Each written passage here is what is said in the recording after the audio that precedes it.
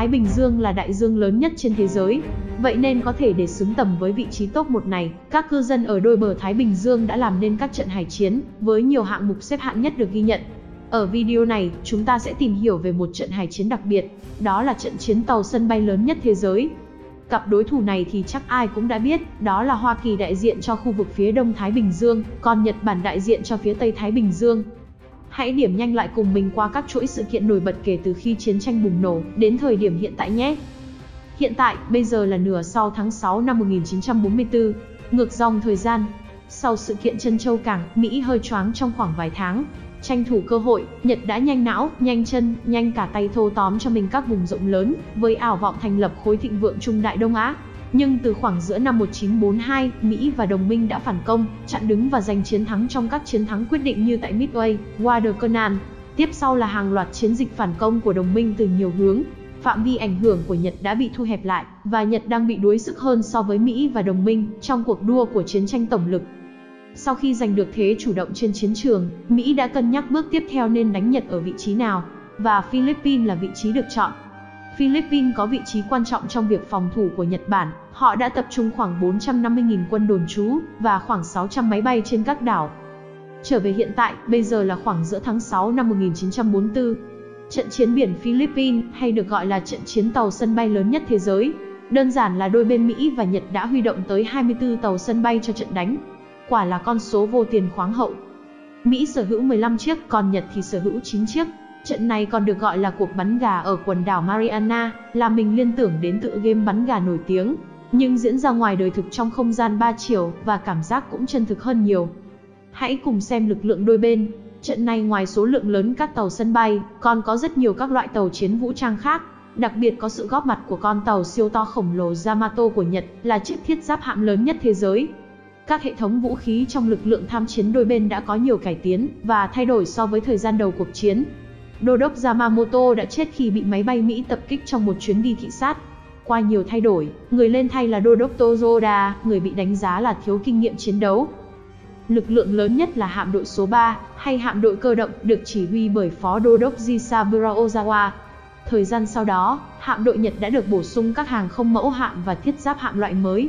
Nhật đang chờ đợi một trận đấu tay đôi nữa với Mỹ, và cơ hội đó đã đến khi Mỹ tấn công Saipan vào ngày 15 tháng 6 năm 1944.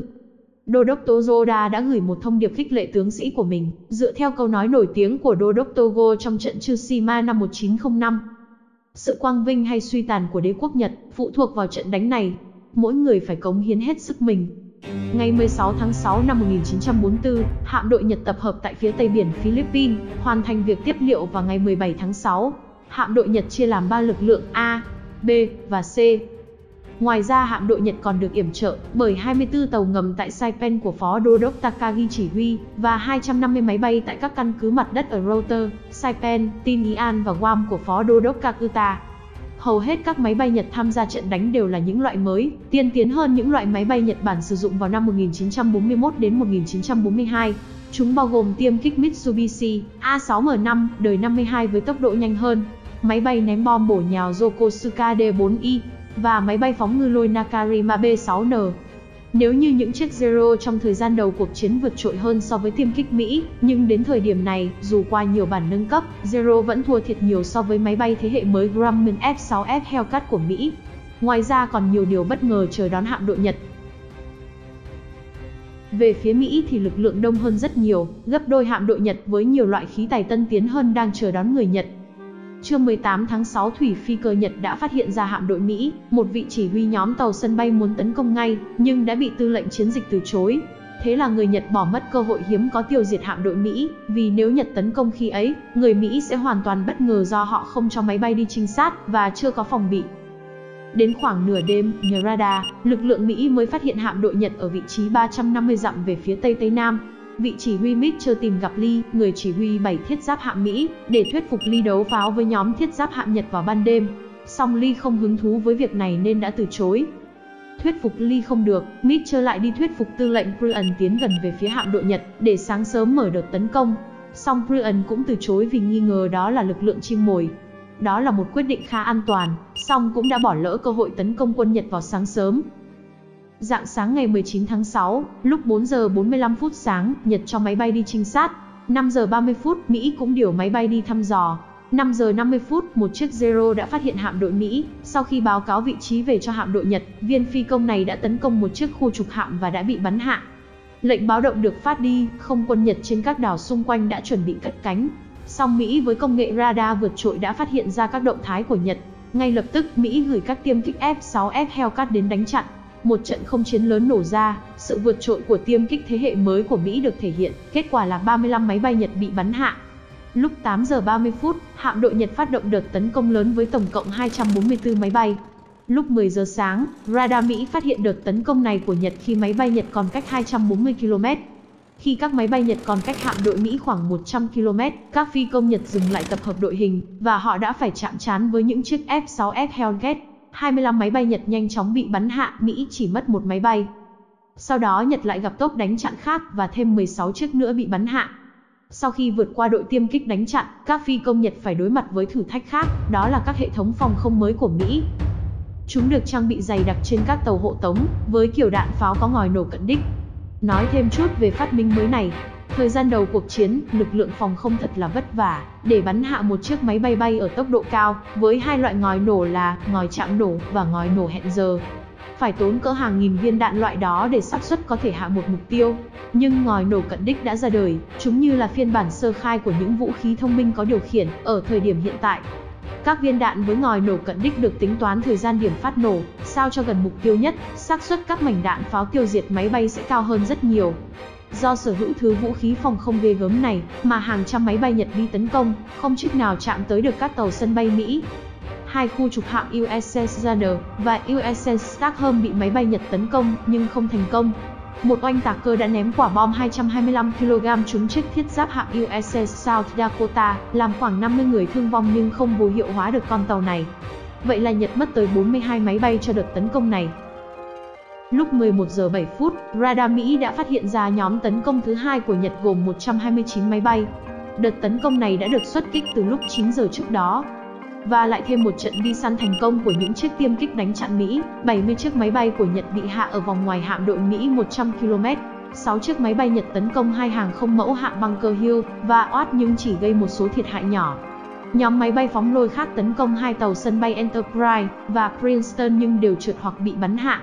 Đợt này Nhật bị thiệt hại nặng, mất 97 trên 129 máy bay. Lúc 13 giờ, đợt tấn công thứ 3 của Nhật, gồm 47 máy bay chạm trán với 40 tiêm kích đánh chặn Mỹ, 7 máy bay Nhật bị bắn hạ, và đợt tấn công này cũng không gây thiệt hại gì cho Mỹ. Cố gắng vớt vát lại những gì đã mất, đợt thứ tư Nhật xuất kích 84 máy bay, nhưng lại nhận báo cáo sai vị trí, nên không tìm thấy hạm đội Mỹ. Sau đó phi đội này tách làm hai, một đội đến Guam, đội khác đến Router để tiếp liệu, và kẻ đi săn đã trở thành con mồi. Khi nhóm trên đường đến Router thì gặp lực lượng Mỹ. Nhóm này cố gắng tấn công hai hàng không mẫu hạm Watt và Bunker Hill, nhưng không gây được tổn thương gì, mà còn bị mất 17 máy bay. Còn nhóm đến Guam thì gặp 27 tiêm kích đánh chặn F-6F Hellcat. Kết quả 30 trên 49 chiếc của Nhật bị hạ. Trận này tàu ngầm Mỹ cũng đóng góp công rất lớn. Trước đó vào ngày 16 tháng 6, tàu ngầm USS Cavalier đã phát hiện các tàu chở dầu Nhật đang trên đường tiếp liệu cho hạm đội cơ động Nhật. Nó đã âm thầm bám theo và còn gọi thêm một đồng đội nữa, đó là chiếc USS Albacore. Cặp đôi song sát được hình thành. Sáng ngày 19 tháng 6, Albacore phát hiện ra mẫu hạm Taiho, khi mẫu hạm này vừa phóng đi các máy bay tấn công đợt thứ hai. 6 quả ngư lôi đã được phóng đi, 4 quả bị trượt và 2 quả đang hướng về Taiho. Sakio Komatsu, một phi công Nhật vừa được phóng lên trông thấy quả ngư lôi đã không ngần ngại, cho máy bay chúi đầu đâm vào, và cả hai cùng nổ tung cách tàu 100 mét. Tiếc là không còn máy bay nào hành động cảm tử như vậy, và quả ngư lôi đã bắn trúng Taiho, làm vỡ 2 thùng nhiên liệu máy bay. Taiho, con tàu sân bay mới nhất và cũng là lớn nhất của Nhật đang gặp nguy hiểm. 11 giờ 23 phút, tàu ngầm Mỹ Cavalier tìm thấy hàng không mẫu hạm Shokaku đang chở máy bay trở về. Nó đã cho phóng ngư lôi tấn công tàu Shokaku. Shokaku đang trong quá trình tiếp nhiên liệu cho máy bay, nên các ngư lôi đã gây ra các đám cháy không thể kiểm soát được, và ngày càng bùng lên dữ dội khi nó gặp phải đạn và bom trên tàu. Cuối cùng, thuyền trưởng đã phải ra lệnh bỏ tàu. Sau đó lúc 14 giờ 8 phút, con tàu phát nổ và chìm ngay sau đó cùng hơn 1000 người trên tàu. Các tàu tuần dương và khu trục xung quanh đã cố gắng cứu vớt những người còn lại. Lại nhắc đến Taiho, vị chỉ huy phụ trách việc sửa chữa đã phạm sai lầm khi mở các cửa thông hơi để thoát khói độc, nhưng cũng đã giúp hơi xăng bay hơi tràn khắp tàu. Lúc 17 giờ 32 phút, hơi xăng trên bong tàu bắt lửa gây ra một chuỗi các tiếng nổ lớn, rồi con tàu chìm ngay sau đó, kéo theo 1.650 sĩ quan và thủy thủ. Như vậy trong ngày đầu trận chiến, Nhật đã để tàu ngầm Mỹ đánh chìm 2 hàng không mẫu hạm của mình. Mới trải qua ngày đầu tiên, Nhật bị tổn hại nặng với khoảng trên 300 máy bay. Số máy bay trên bao gồm hầu hết các máy bay Nhật trên quần đảo Mariana và quần đảo Bonin, gần nửa số máy bay trên các hàng không mẫu hạm. Trong khi Mỹ chỉ tổn thất 23 máy bay. Vì cuộc đại bại này mà trận đánh có biệt danh cuộc bắn gà ở quần đảo Mariana. Chỉ huy chiến dịch Nhật, Phó Đô đốc Ozawa đã phải chuyển kỳ hạm sang hàng không mẫu hạm Zuikaku sau khi Taiho bị trúng ngư lôi. Hạm đội Mỹ đã truy lùng hạm đội Nhật suốt đêm hôm đó. Đến trưa ngày 20 tháng 6, Ozawa mới nhận được thông báo thiệt hại khủng khiếp của ngày hôm trước, nhưng không được thông báo về việc hầu hết các máy bay trên các hòn đảo đã bị mất gần hết. Do đó, Ozawa vẫn tự tin mình có đủ máy bay để tấn công thêm đợt mới vào hôm sau, thay vì lựa chọn rút lui. Do đó đến chiều ngày 20 tháng 6, Mỹ đã phát hiện ra hạm đội Nhật. Các máy bay Mỹ đã cất cánh lúc 4 giờ 5 phút. Khoảng lúc 6 giờ, lúc đang được tiếp tế nhiên liệu, 225 máy bay Mỹ đã tiếp cận hạm đội Nhật. 35 tiêm kích đánh chặn Nhật gồm các phi công giàu kinh nghiệm đã lao vào đánh nhau với máy bay Mỹ. Song lực lượng quá chênh lệch, không thể ngăn cản được hết đội máy bay Mỹ. 2 tàu chở dầu bị tấn công. Tiếp đến là chiếc mẫu hạm Hydro bị tấn công bởi 4 máy bay phóng lôi Grumman TBF Avenger. 2 quả ngư lôi đã đánh trúng chiếc Hydro khiến nó chết đứng giữa biển khi các đám cháy bùng phát và không thể kiểm soát. Hydro là chiếc mẫu hạm cuối cùng bị đánh đắm trong trận này, các hạm tàu khác của Nhật bị thương nhẹ. Đợt tấn công này Mỹ mất 20 máy bay, nhưng có vấn đề lớn đang chờ các phi công Mỹ trở về, đó là họ phải hạ cánh trong đêm tối trên các mẫu hạm.